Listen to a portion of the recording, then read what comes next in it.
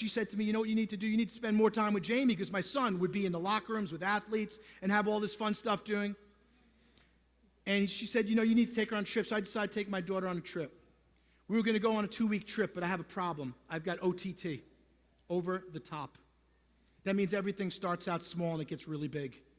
So I may take 1 week, and next thing you know, I'm here for 3 weeks in Asia. That's how it goes. That's how we roll in the Goodman house. Well, I'm OTT, so the week trip started out to 2 weeks, and then it became 24 days.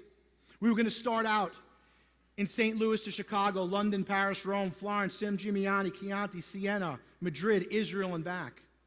Before we got on the plane, I was writing a new book. It was called A Dad's Guide to Traveling with a Teenage Daughter, Generation Y. Like, why would you do it? That's crazy. She was 16 years old, but I had this thought in my head. I was ready. I was leaving my National Speakers Association conference in Indianapolis. I was going to go to St. Louis 24 hours before, get her ready. She'd never been to Europe, so I wanted everybody to be comfortable. I wanted her mom to be comfortable with her going for this length of time. I got in the cab, and my phone rang right in front of the Marriott Hotel. I picked up the phone, and all I heard was, Dad, no offense. Anybody ever gotten a no offense line? I was already offended. She said, I want to hang out with my friends. I gave the cab driver $5. I walked back in the Marriott Hotel. I booked my hotel again, changed my plane flight. I hadn't even left. She didn't know it was coming. I called her mother up. I said, she's not going to need her computer. I got mine. And then we got to the airport, and I looked at my phone. I said, my phone's not getting a good signal. Can I see your phone a second? She gave me her phone. I said, you got a better signal. Thanks. I said, now you got to talk to me for a month. No phone, no computer. This was what she called the double whammy. Well, we started out, and we would go traveling different places. I said, we're going to both write, we're going to both journal, see what we got. I was writing this book. In the beginning of the book, she said it's going to be survival of the fittest, last man standing kind of thing. I don't know who'll survive. I'm going to be going with my dad. He's a huge New Yorker. She put it all in capital letters. She said, he sounds like he's always yelling, but he's really talking. She said he sounds like he'll yo a waiter across a restaurant. You know, we're from New York. We yo people. Yo. We get him. A little rude, but it works. It's very effective. Well, every night we were out till 1:30 in the morning. And I would kid around with my daughter and say, okay, tonight we're going to get back before 1:30. And she would invite perfect strangers out to dinner.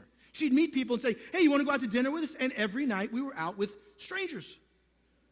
Well, Florence, Italy, I walked into the bedroom and I went to go pick up my bag, and all of a sudden, pop, I couldn't stand up. Well, I said, you know, we got reservations at this restaurant. We walked over to this restaurant, and all they had was little bar stools. I said, Jamer, I can't sit on that bar stool. I said, let's go to this restaurant, Giostra. I've been there a bunch of times. It's supposedly owned by a prince, you know, this famous prince. I don't know, he just dresses up like one. Well, I walked in, I sat down, and 2 seconds later, this woman walked over to me. She's about 75 years old, and she pulled her skirt up and put her leg on a table and said, Doc, look at my knee. This was the one patient that you never wanted to see in your office. You would duck when she came in. These people behind us started laughing. They were crying. They couldn't believe it. Then she looked at my daughter and she said, Doc, is this your girlfriend? My daughter was like, that is gross. That's my father. These people roaring behind him. She goes and invites him out to dinner. The guy was the biggest leather dealer in Florence, and now his wife Hannah, a huge designer. We're walking down the streets of Florence, Italy now at 2:30 in the morning. My daughter grabbed my hand and said, Dad, we make a great team. I knew I hit a grand slam home run, knocked it out of the park. Our relationship would never be the same. When I got back and I looked at what she wrote, it was absolutely 1,000 times better than what I wrote. She's funny, and she has no filter, less than me. And when a 16-year-old tells it like it is, she tells it like it is. Her book went to number 4 on Amazon. We ended up doing TV and radio all over the country. And on Father's Day, on the Today Show, I sat there on the couch promoting my daughter's book.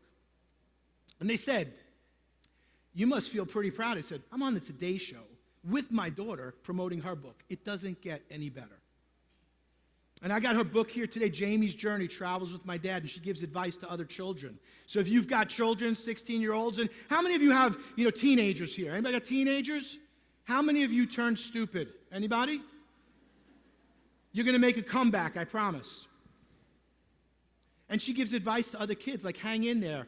Your parents may be annoying, but you're going to learn something. And we learn those big lessons. She just hasn't learned how to figure out on the iPhone the world clock. So she tends to call me at 3 o'clock in the morning when I'm overseas, thinking it's a regular time. She called me in Auckland, New Zealand, 3:30. I picked up the phone, Jamie, what's going on? And I said, it's 3:30 in the morning. And I said, I can't talk to you. I hung up, and then I felt like a bad dad. I said, you know what? 20 years from now, she's going to tell her kids, I wanted to talk to my dad, and he hung up on me. So I felt guilty, of course, because that's what we do in New York. We feel guilty. So I picked up the phone, and I said, all right, Jamer, what's up? And she said, I just want to talk about life.